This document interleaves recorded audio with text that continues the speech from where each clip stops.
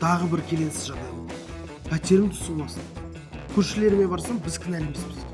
Сіздің пәтеріңіз қираған болса, бірақ сіз сақтандыру тәуекелдерінің тізімінде мұндай жағдайды көрсетпеген болсаңыз, онда төлемді күтудің қажеті жоқ. Сақтандырудың екі түрі бар. Ол жай жазатайым жағдайлардан сақтандыру, және екіншісі жинақтау арқылы сақтандыру. Қызық, сақтандыруды тағы басқа қандай параметрлер бойынша бас тартылады? Жаңағы депозит сияқты дегеніміз, ол жинақтау сақтандыру.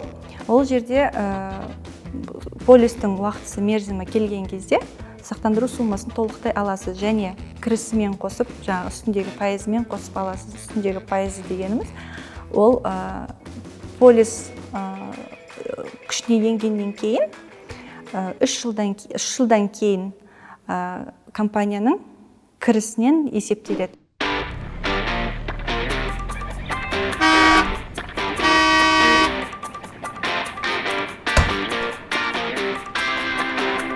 Ана жылдан бері көлігіммен бірдеңе болды, пәтеріммен бірдеңе болды.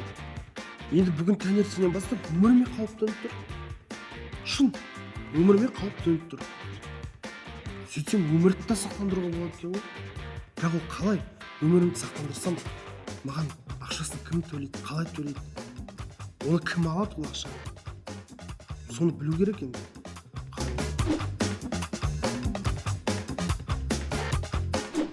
Менің атым Бекзат. Бұл бағдарлама менің қаржылық сауаттылықты үйренуім туралы. Мен көптеген жаңа білім алғым келеді, және менде бәрі ойдағыдай болатынына сенемін.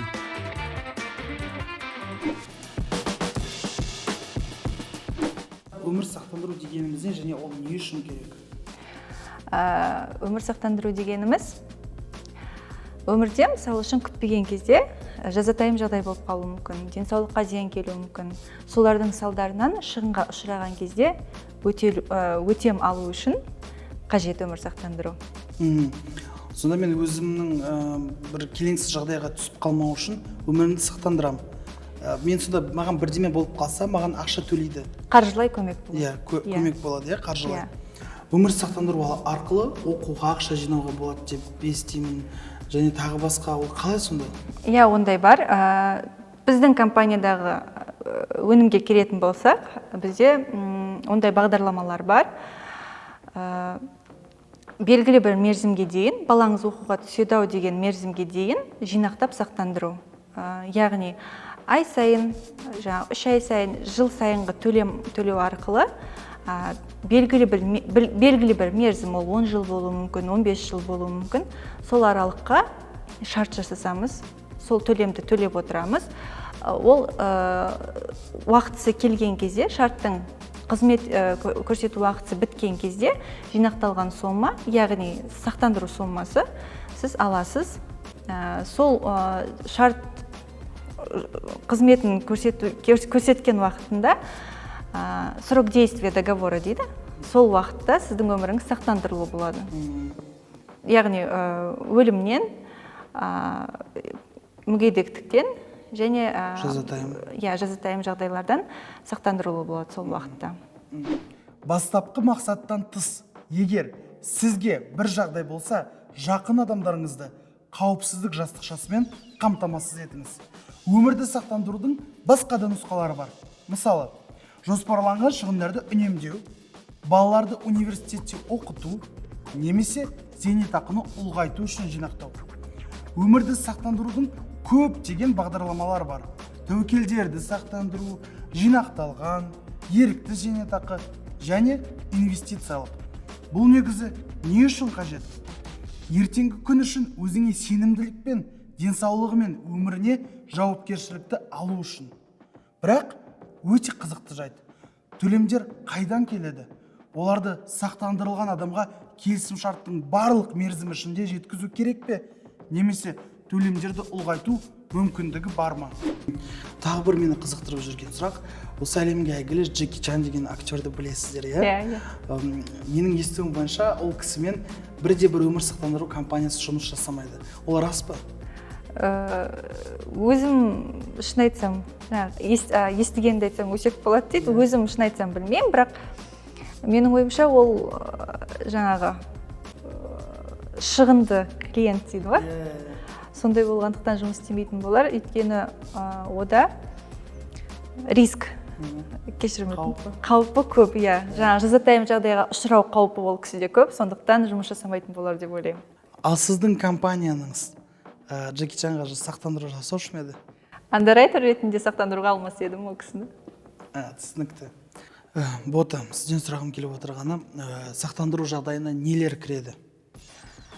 Сақтандыру жағдайына ауыр аурулар, критическое заболевание деп айтады, дене жарақаты, өмірден озу және мүгедектік. Сонда адам егер де мүгедектік алатын болса, онда оған өмір бойы ақша төлей ме ай сайын? Сақтандыру сомасы төленеді. Бір рет қана? Жаңағы шартты жасасқан кездегі ережесіне байланысты таңдаған покрытие дейді, өзіңіз таңдаған төлеміне байланысты. Өмірді сақтандырудың қосымша табыстылығы бар екен. Бұл шамамен 3-5% құрайды. Бұл депозиттерге қарағанда аз. Ешбір банк сіздің ақшаңызды 20 жылға депозитке салмайды. Ал өмірді сақтандыру шарты 5-20 жылға дейінгі аралықты жасалады. Ал жинақтаушы сақтандырудан ақшаны мерзімнен бұрын алу үшін қосымша комиссия қарастырылған. Қазірдің өзінде жасалған шығындар, сақтандыру агенттігінің жұмысы үшін төлем және тағы басқалар. Егер мен 15 жыл бойы сақтандыруды рәсімдеген болсам және осы уақыт ішінде маған ештеңе болмаған жағдайда, бұл ақшаға не болады? Өзіңіздің өміріңіз сақталған ба? Өзімнің өмірім, иә. Алдында сұрап өткен, баланың оқуына деген сақтандыру бар деп айттық қой. Менде дәл сол бағдарлама. Education дейтін программа бар. Менің балам 18-ге толған кезге дейін шартты жасасқанбыз. Ол осы жылдан бастап 15 жылға ұзақтығы. Менің өмірім сақтандырылған және балам жаңағы дене жарақаттарынан дополнительный покрытие деп айтады, қосымша төлем көрсетілген. Түсінікті. Салымдарды сақтандыру депозиттерге ең қолайлы балама. Сіздің ақшаңыз жиналып қана қоймайды. Сонымен қатар, жазатайым оқиғалар кезінде сіздің емделуіңізді және соған байланысты зиянды қамтиды. Осы уақыт ішінде сізге ештеңе болмаса да, онда бұл маңызды оқиғаларға, үйлену тойына, үй сатып алуға, балаға білім алуға және басқа нәрселерге ақша жинаудың жақсы әдісі. Негізгі артықшылықтардың бірі төлемнің толық кепілдігі. Яғни, егер мысалы ата-ана болашақта баласының пайдасына банктен біліміне ақша жинау үшін депозит ашатын болса, бұл ретте ата-анасы қайтыс болған немесе бірінші, екінші топтағы мүгедек болған жағдайда депозитке жинақталған ақша баланың оқу ақысын төлеуге жетпеуі мүмкін. Алайда, егер ата-ана сақтандыру шартын жасаса, балаға кез келген жағдайда сақтандыру шартында белгіленген білімнің толық сомасы төленеді. Және бұл жағдайда сұрақ туындайды. Егер мен қасақана өзіме зиян келтірсем, маған және сақтандыруға салынған ақшама не болады?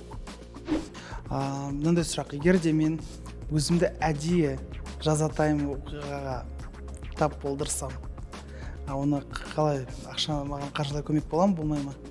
Қараңыз, бұл жағдайда жазатайым жағдай болған кезде шартта көрсетілгендей барлық құжаттарды жинайсыз. Ол жерде тексерістер жүреді. Сондықтан ол жерде әдейі дейтін жағдай болмайды шығар. Өйткені ол жерде қатаң түбегейлі тексерістер болады. Сонда бұл медициналық анықтама керек, е? Медициналық сараптамалар, барлық құжаттар керек, ол жердің бәрі тексерістен өтеді.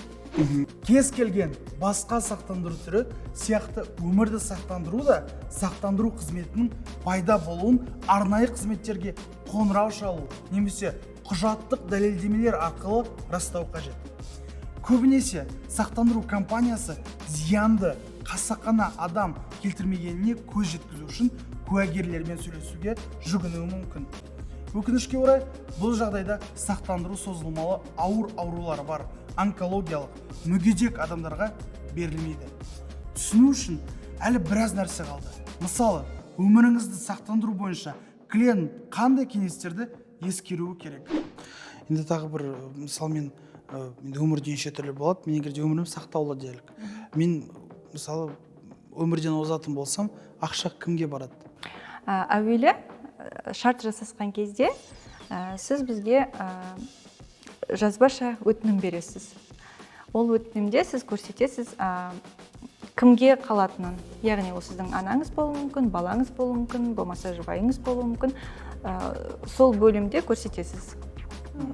Жаңағы өмірден озған кезде кімге қалатынын. Болмаса жаңағы заңды мұрагер дейді ғой, соған қалады. Егер де мен өмірімді сақтар алдында алдап, өтірік айтып, ауруым туралы айтпасам, маған төлемді төлей ме? Жоқ, бұл жағдайда сізге төлем болмайды. Неге десеңіз, төлер алдында барлық құжаттарды жиналған кезде сіздің қай мекемеге медициналық сараптамаларыңызды, қай медициналық мекемеге қаралғаныңыз туралы барлық жаңағы сұраныстар болады бізде. Жалған ақпарат бергені үшін деп сізге төлем беруге тыйым салынады. Қызық екен. Өмірді сақтандыру өте пайдалы болуы мүмкін. Жазатайым оқиғалардан қауіпсіздік жастығы ретінде жәбірленуші үшін маңызды адамдарға өтемақы ретінде, тіпті ақшаны жинау әдісі ретінде. Бірақ мұнда да келісім шарт жасауға мұқият болуыңыз және сақтандыру компаниясының жұмыс қабілеті мен тұрақтылығына баса назар аударыңыз.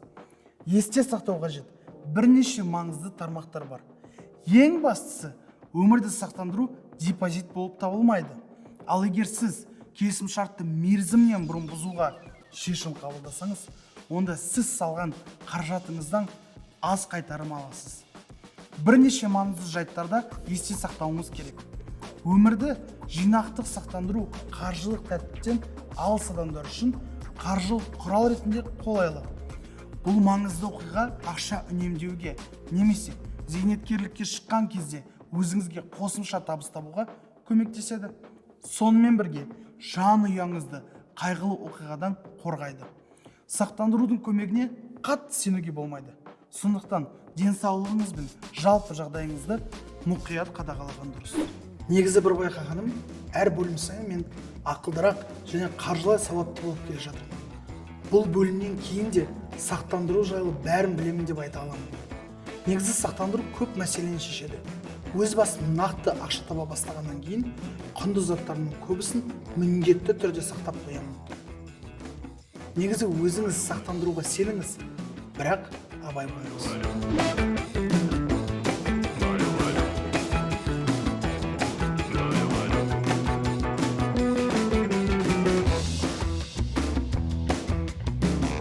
Жақында өте қызық кино көрдім. Өте қызық. Брокерлер дейді ғой, олар звондап біреуге звондап атады, бір бағалы қағаз бірдемелерді сатып алады әйтеуір. Ақшалары көп, телефонмен ғана сөйлесіп отырады. Қор нарығының қатысушылары кім болып табылады? Қор нарығының қатысушылары шеңберіне инвесторлар, эмитенттер және кәсіби қатысушылар жатады. Қор биржасы дегеніміз жалпылағанда бұл бағалы қағаздар нарығы. Онда сіз акциялар, облигациялар, байлар сатып және сатып ала аласыз. Инвесторлар дегеніміз бұл бағалы қағаздарды және басқа да қаржы құралдарын сатып алатын, сататын, жеке және заңды тұлғалар болып табылады. Биржада институционалдық инвесторлар және бөлшек инвесторлар болуы мүмкін. Институционалдық инвесторлар, олар сақтандыру компаниялары. Ақша және деривативтер нарықтарына қызмет көрсетеді. Ал бағалы қағаздар қалай пайда болды? Ол не үшін? Биржада бағалы қағаздармен мәміле жасау үшін сатушы мен сатып алушы бірін-бірі білуі, немесе келісім шарттарға қол қоюдың қажеті жоқ. Сондықтан мәміле бірнеше секундта жасалады. Негізі ақшаны дұрыс ұстау үшін көп нәрсені білу керек.